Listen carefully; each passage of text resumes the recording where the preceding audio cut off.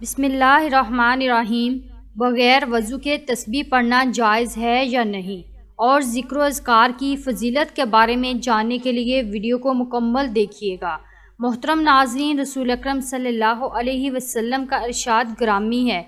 دل دو چیزوں غفلت اور گناہ سے زنگ پڑتا ہے، اور دو چیزوں سے اس زنگ کو دور کیا جا سکتا ہے اور دل کو روشن کیا جا سکتا ہے، استغفار اور ذکر الہی۔ حضرت ابو درداء رضی اللہ تعالیٰ عنہ کا قول ہے، ہر چیز کو چمکانے کے لیے کوئی نہ کوئی چیز ہوتی ہے، لیکن دلوں کو ذکر الہی سے ہی چمکایا جا سکتا ہے۔ علامہ ابن قیم رحمہ اللہ فرماتے ہیں کہ ایک مرتبہ شیخ مجھ سے کہنے لگے، محبوس وہ نہیں جسے قید کر دیا جائے، محبوس وہ ہے جس کا دل اپنے رب کی یاد سے رک جائے، اسیر وہ نہیں جو گرفتار ہو جائے، بلکہ اسیر وہ ہے جو خواہشات کا اسیر ہو جائے۔ ایک مرتبہ رسول اکرم صلی اللہ علیہ وسلم نے مکہ شریف کی طرف سفر کرتے ہوئے جمدان پہاڑ سے گزرتے ہوئے ارشاد فرمایا، مگر دون سبقت لے گئے۔ آپ صلی اللہ علیہ وسلم سے پوچھا گیا، اے اللہ کے رسول صلی اللہ علیہ وسلم، مگر دون کون لوگ ہیں؟ فرمایا، کثرت سے اللہ کا ذکر کرنے والے مرد اور عورتیں۔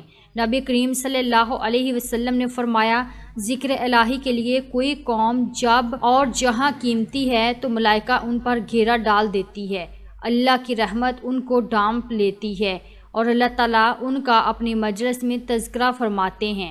آپ صلی اللہ علیہ وسلم نے ارشاد فرمایا، اللہ کا ذکر کرنے والے اور نہ کرنے والے کی مثال زندہ اور مردہ کی سی ہے۔ حضرت ابو ہریرہ رضی اللہ تعالیٰ عنہ نے رسول اللہ صلی اللہ علیہ وسلم سے روایت کیا ہے، آپ صلی اللہ علیہ وسلم نے فرمایا، اللہ عز و جل ارشاد فرماتے ہیں، میں اپنے بندے کے ظن کے مطابق اس سے معاملہ کرتا ہوں،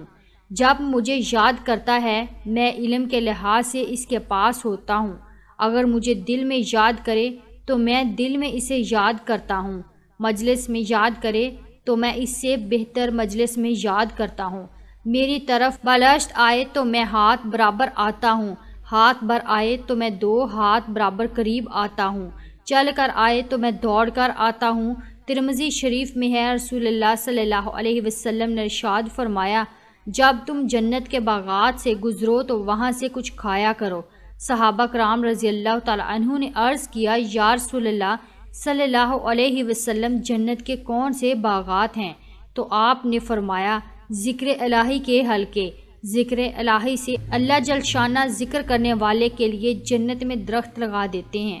حضرت عبداللہ بن مسعود رضی اللہ تعالیٰ عنہ سے مروی ہے کہ رسول اللہ صلی اللہ علیہ وسلم نے فرمایا، معراج کی رات ابراہیم علیہ السلام سے میری ملاقات ہوئی تو فرمانے لگے، اے محمد صلی اللہ علیہ وسلم، میری طرف سے اپنی امت کو سلام دینا اور کہنا کہ جنت کی زمین بھی نہایت اعلیٰ ہے اور اس کا پانی بھی میٹھا ہے اور نمکین نہیں ہے، مگر وہ صاف چٹیل میدان ہے اور اس کے پودے ہیں۔ سبحان اللہ، الحمدللہ، لا الہ الا اللہ، اللہ اکبر۔ ذکر الہی سے جو انعامات حاصل ہوتے ہیں وہ دیگر اعمال سے نہیں ہوتے۔ حضرت ابو ہریرہ رضی اللہ تعالیٰ عنہ سے مروی ہے، رسول اللہ صلی اللہ علیہ وسلم نے فرمایا، جو شخص روزانہ 100 مرتبہ لا الہ الا اللہ لا شریک لہ لہ الملک و لہ الحمد وہو علی کل شیء قدیر پڑھے، اسے 10 غلام آزاد کرنے کا ثواب ملتا ہے، 100 نیکیاں اس کے نام اعمال میں لکھی جاتی ہیں، اور صبح سے شام تک وہ شیطان کے شر سے محفوظ رہتا ہے، اور اس سے بڑھ کر کسی کا عمل افضل نہیں ہوتا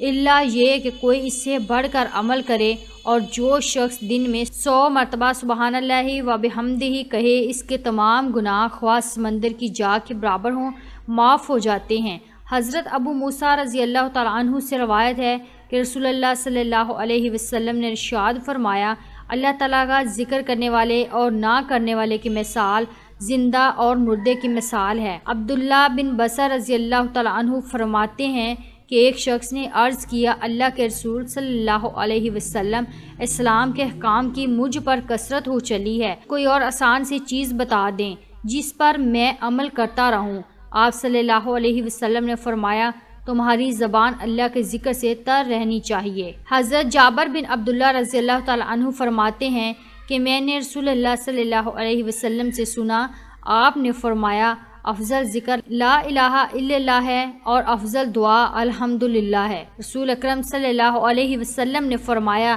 جو قوم اللہ کا ذکر کرتی ہے تو فرشتے انہیں گھیرے میں لے لیتے ہیں اور رحمت انہیں ڈھانپ لیتی ہے اور ان پر سکونت نازل ہوتی ہے۔ اللہ تعالیٰ بطور فخر ان کا تذکرہ اپنے فرشتوں سے کرتا ہے جو ان کے پاس ہوتے ہیں۔ آپ صلی اللہ علیہ وسلم نے ارشاد فرمایا جو لوگ اپنی مجلس میں اللہ کا ذکر نہیں کرتے اور نہ ہی اپنے نبی صلی اللہ علیہ وسلم پر درود بھیجتے ہیں تو ایسی مجلس باعث حسرت اور نقصان دہ ہوتی ہے۔ اللہ چاہے تو انہیں عذاب دے اور اگر چاہے تو معاف کر دے۔ ناظرین، بغیر وضو کے تسبیح پڑھ سکتے ہیں یا تسبیح پڑھنے کے لیے وضو کرنا ضروری ہے؟ اسی طرح ایک اور سوال بھی کیا جاتا ہے کہ کیا بغیر وضو تسبیح کو چھو سکتے ہیں، اسے ہاتھ میں پکڑ کر ذکر و اذکار کر سکتے ہیں، یا تسبیح ہاتھ میں پکڑنے کے لیے چھونے کے لیے وضو کا ہونا ضروری ہے؟ سبحان اللہ و بحمدہ سبحان اللہ العظیم کا ذکر کرنا، تسبیحات کرنا